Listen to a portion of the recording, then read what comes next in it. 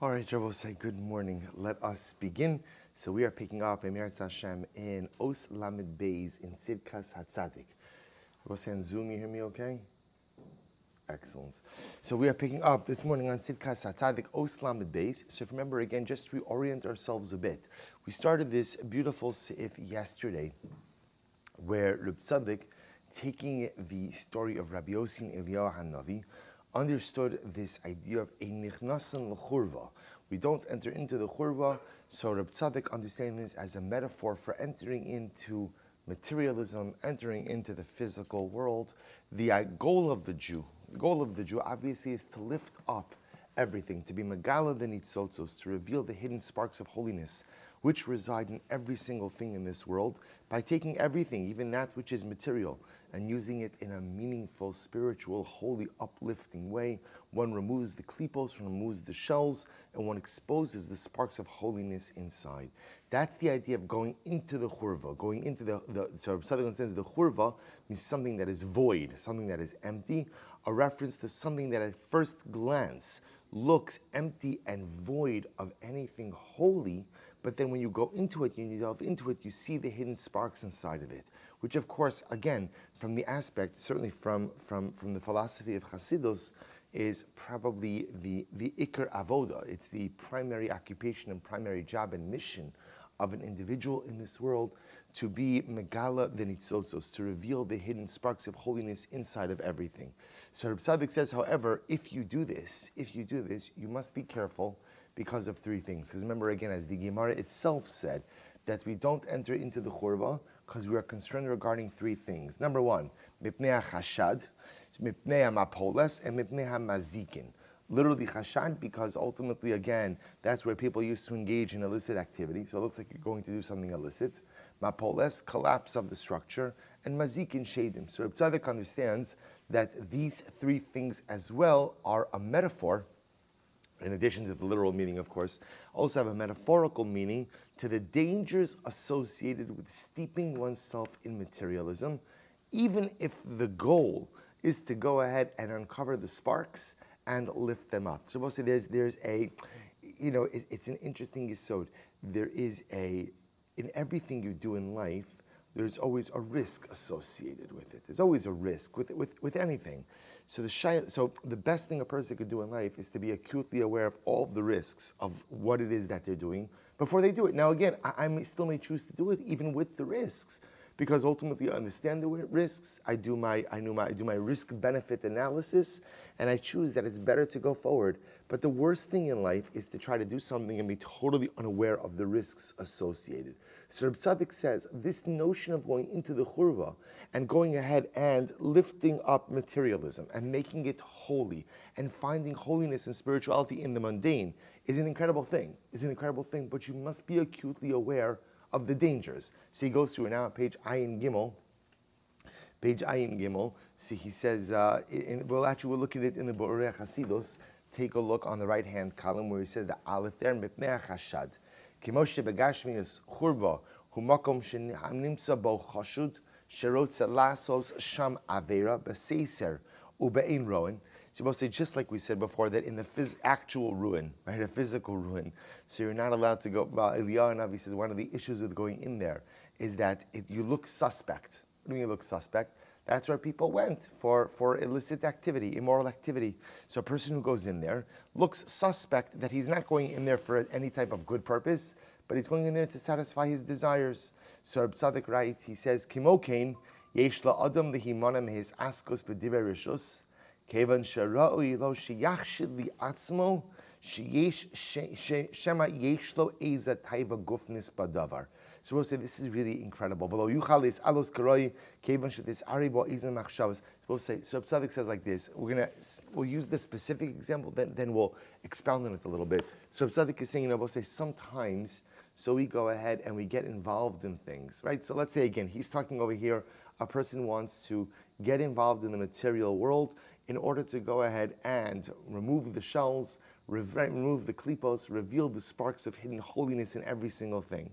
That works as long as that's really your intent. That's really your intent. But sometimes a person will say that's their intent, but their intent really is just to steep themselves in the world of materialism. I'm walking in this mipnei chashad. A person has to suspect their own intentions. Are my intentions really good? Are my intentions really pure? Are my intentions the right thing? Because if my intentions are correct, then Emir Hashem, hopefully I have a better chance of being successful.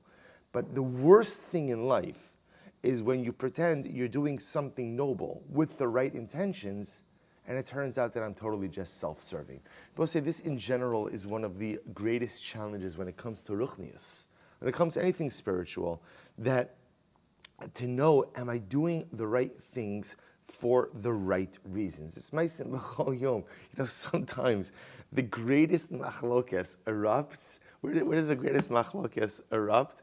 It's interesting, at least in my limited understanding. The greatest machlokes doesn't seem to erupt in for-profit ventures. The greatest machlokes seems to erupt in not-for-profit ventures, right?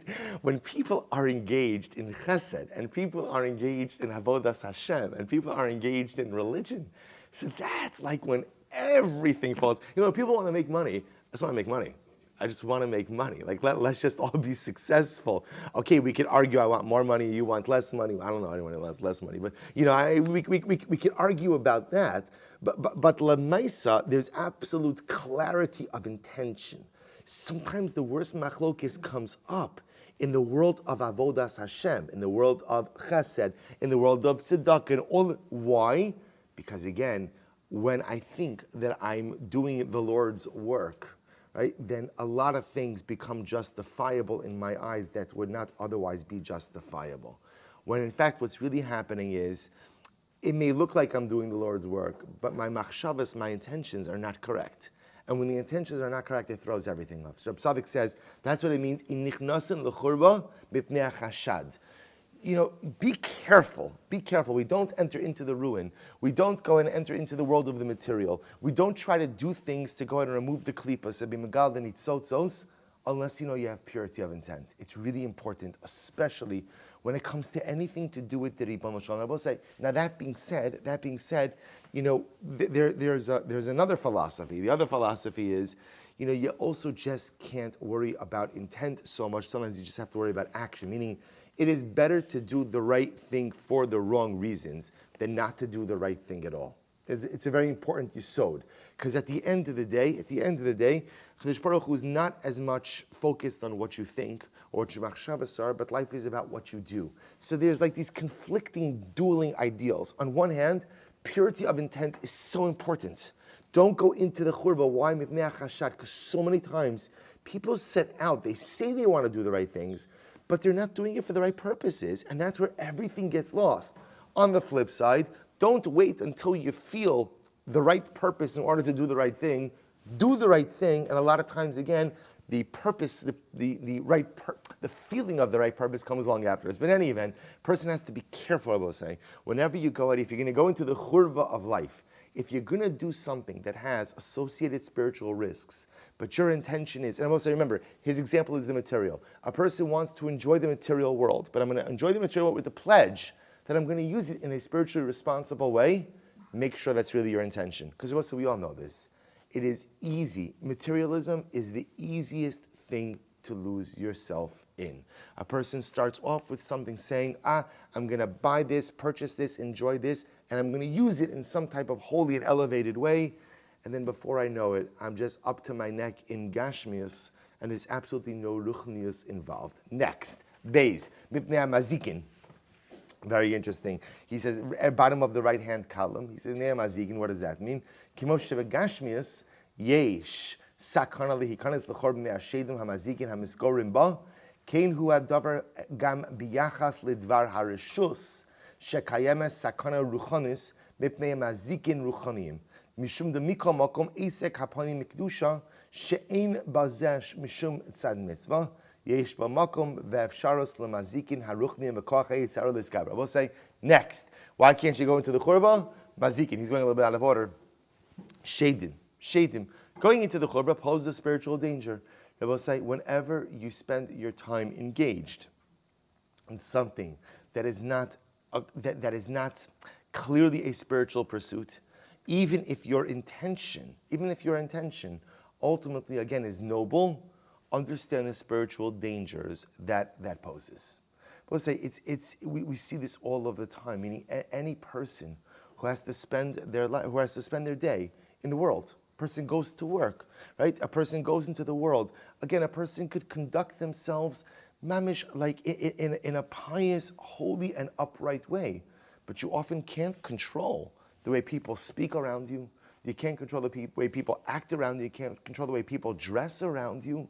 And so Lamaisa says Reb Tzaddik, so a person goes into the world again with the most noble of intentions. My goal is to enter into the world of the material, not in order to lose myself in it, but ultimately, again, in order to lift it up. In order to lift it up. Who'll say, why does a person go to work? A person goes to work because they're hoping that they can make a Kiddush Hashem in their respective field, that they could do something meaningful, that they could do something purposeful, that they can be Mekadesh Shem Shamayim, that they can make a difference in this world. Yes, earning a paycheck is very good also, and then I could do all of the wonderful things with that paycheck as well. But Lamai said there's a noble experience in going into the world. But says Reb Tzaddik, what's the world? The world sometimes can be like a pretty big churva, right? That's kind of what the world is. It's a place that's very hostile to our values and a place that's very hostile to our ideals. But yet I want to go because I want to make a difference. I want to make a difference. Tzaddik says, beautiful. You just have to be aware of the dangers. So the second danger is mazikin. There are mazikin, there are shadim all around you. Shadim all around you. There are destructive spiritual forces everywhere we turn. I will say, and by the way, I just want to point out, lest you think that those of us who don't work in the secular world don't face these shadim. Shadim are everywhere. Any person who has to leave the confines of the Beis Medrash, to leave the confines of his home, encounters these shadim in the general world. Just be aware of them. Be aware of the shadim. Be aware of the dangers that are all around, because the more aware you are of the dangers, the better equipped you are to deal with it. And I will say, I know we're over, but let's just finish this. Gimel, he says, Mipnei Amapolas. This is incredible. Mipnei Amapolas says, Reb Tzaddik, Kimoshe Begashmius. Ein lihikanis l'churba, mishum sheyish ba sakana mikrisasa. Just like I was saying, the physical churba, you don't walk in. Why? Because there's a danger of collapse. The walls could chas v'shalom collapse on you.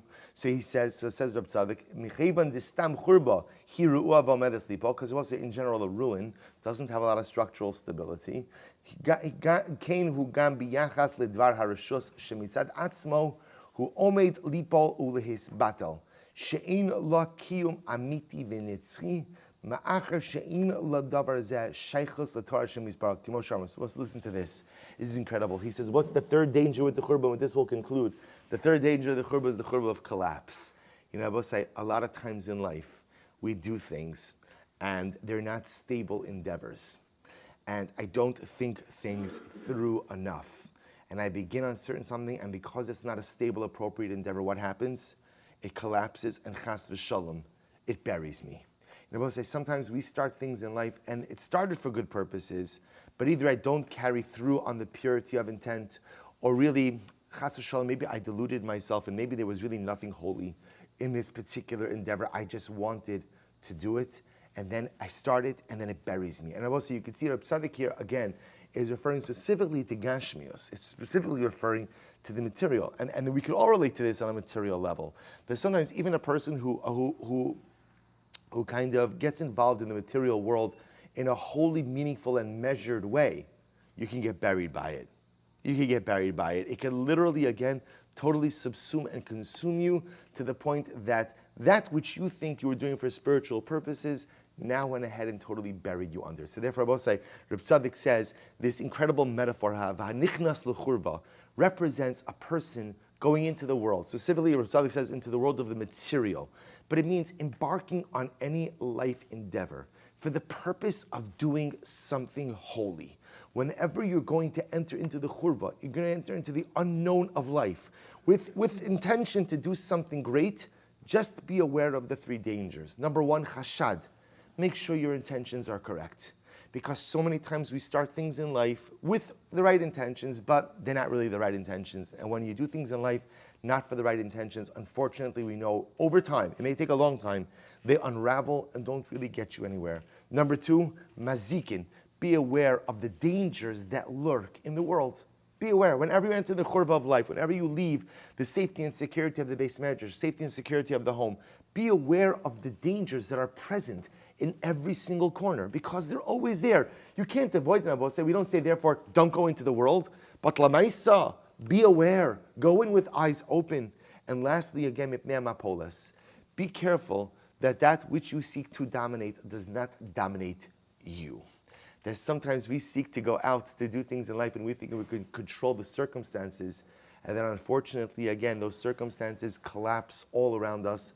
I'm buried in a life, I'm buried in a lifestyle that I do not want for myself, and I find no way to extricate myself from the rubble.